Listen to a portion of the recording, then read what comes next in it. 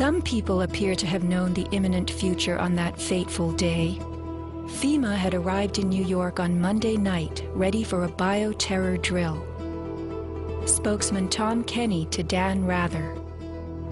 To be honest with you, we arrived on late Monday night and went into action on Tuesday morning. And not until today did we get a full opportunity to work the entire site other than the spot at Church and Day to which we were deployed. And Rudy Giuliani, mayor of New York, tells ABC's Peter Jennings that he was aware the towers would be coming down. What is going on now is a massive rescue effort. Do you believe it's hundreds or thousands? I really don't want to say right now, Peter. I think it's going to be a horrible number. I saw people jumping out of the World Trade Center. I saw some of the firefighters who I know going into the building. And we were in a building in which we were trapped for about 10-15 minutes. And we set up headquarters at 75 Barclay Street, which was right there with the police commissioner, the fire commissioner, the head of emergency management. And we were operating out of there when we were told that the World Trade Center was going to collapse. The World Trade Center was going to collapse. It was going to collapse. It was going to collapse.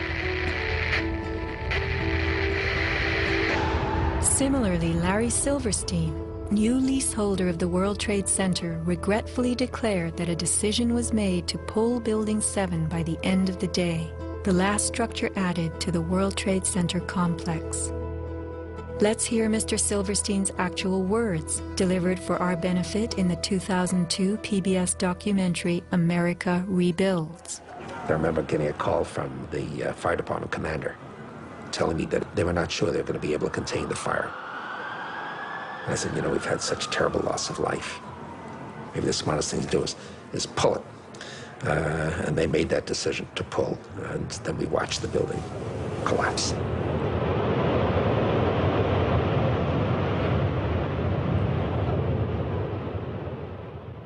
Blast, shoot, blow, and pull are terms used in the demolition industry to refer to bringing down buildings, bridges, and other structures. Because I actually blew the hospital down that I was born in. Originally, we had figured to shoot it, let it drop straight down. Then, watch Demolition Dynamics attempt a big blast. And from Ground Zero's own post-disaster wrecking crew. By mid-December, the Department of Design and Construction had leveled World Trade Center buildings 4 and 5. Hello? Oh, we're getting ready to pull building 6.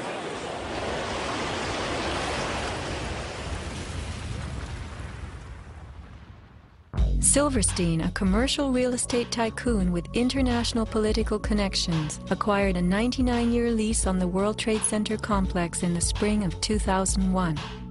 Throughout the summer, he reworked the insurance policies on his new property, making sure that it was covered for acts of terrorism. Explicit in the lease agreement was Silverstein's right to rebuild the complex if it were destroyed.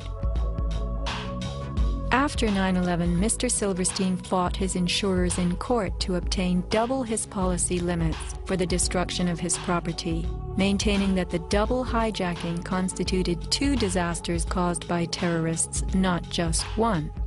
He won and was awarded over $7 billion, a magnificent return on his original $15 million investment. My first reaction is to think about the families of those people, the tragedy, the magnitude of it. However, I firmly believe that we should rebuild.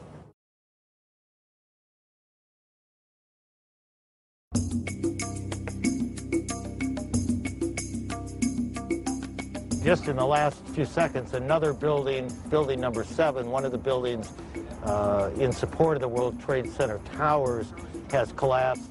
World Trade 7, functioning as the command center for the complex, housed giant diesel backup and oxygen systems, the mayor's protected emergency bunker, and offices for the CIA, Secret Service, Department of Defense, and Securities and Exchange Commission.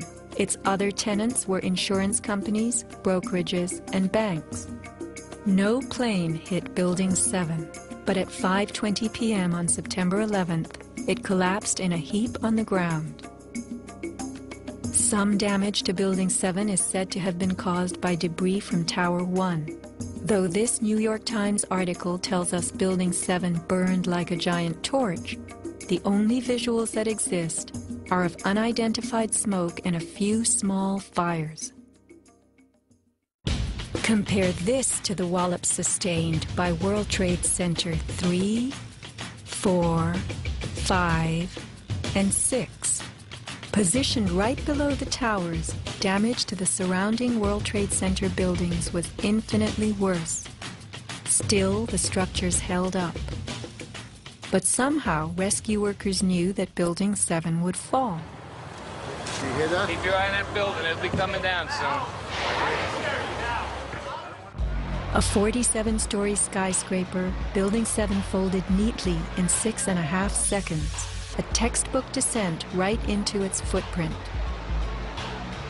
Silverstein Properties now tells us that its owner was referring to the team of firefighters inside the building when he spoke of the decision to pulling the firemen out of harm's way. However, there were no firefighters in Building 7, according to FEMA, NIST, and Fire Chief Frank Fellini. They were ordered out at 11:30 that morning. 6 hours later, the building came down. You know, we heard this sound that sounded like a clap of thunder. Turned around, it looked like there was a shock wave ripping through the building, and the windows all busted out, and it was horrifying. About a second later, the bottom floor caves out, and the building followed after that. Radio host Alex Jones notes the mark of a classic implosion. This is a photo taken 1 second into Building 7's collapse. Notice the crimp. If we look at other controlled demolitions, we see that they first blow one of the central columns so the building falls in on itself. If you don't do this, the building falls outward and can damage surrounding structures. Building 7 had a classic crimp or wedge. Its central column was blown out first, so it didn't structurally damage buildings just a few feet away from it. Remember the mayor's emergency bunker? Ensconced on the 23rd floor of Building 7, it was retrofitted with superglass, water, oxygen, and its own generator. But Mayor Giuliani chose to find emergency shelter elsewhere on September 11th. Why Building 7?